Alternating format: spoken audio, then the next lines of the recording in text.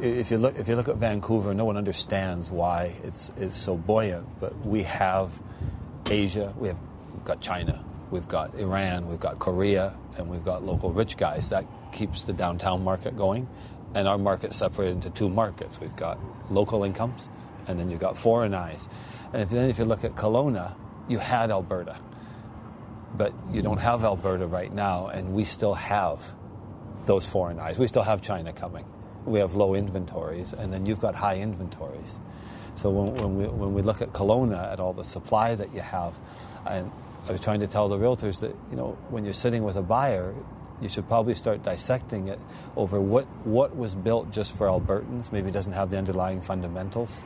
I've been charged to market in view, but if it didn't have the underlying fundamentals, it doesn't matter what you do to price. We've got the right suite sizes, we've got good product, but we're close to shopping, we're close to transportation, you can actually live here. Whereas I think a lot of product on Vancouver Island and in Kelowna and the Okanagan was just built for Albertans. It was built for Vancouverites and Albertans that would come through town, write a check and keep going and just know anything they bought would make money. But that's gone. That's old economy, and now we're into a new economy. The days of flipping are over? I think these are really good prices, but you got to look at you're in here for a year and a half. There's cleanup to be happening here in Kelowna. I don't think you should be buying to just flip. On the issue of numbers, interest rates, a lot of talk of them going up. They can't go any lower. My opinion, I told the brokers, I think probably 0.75% in the next 9 months. And maybe if you look at over the next year and a half to 2 years, 1.5%. When you look at what is happening in Greece, they're going to go into a $700 billion bailout. You look at America with their $800 billion bailout. These numbers are just obscene. Inflation's got to come in somewhere, that money's worth nothing. So as inflation comes, rates will go up. I just think that if it's that 0.75% to 1.5%, and I just make my assessment from constantly doing my little focus groups with bankers and financial institutions.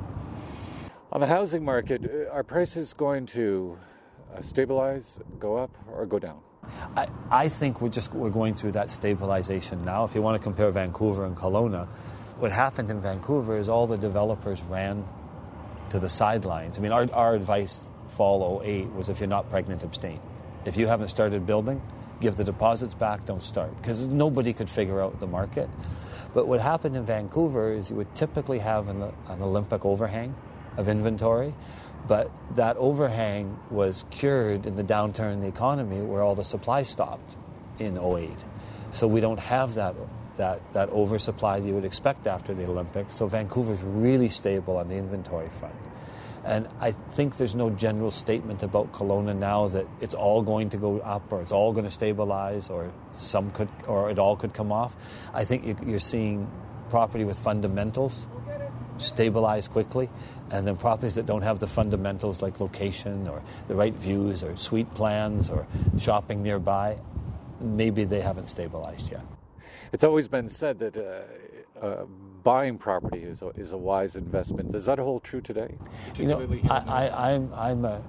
I practice my own portfolio that I don't believe once you're on title you should ever sell. I just think it's a long-term game.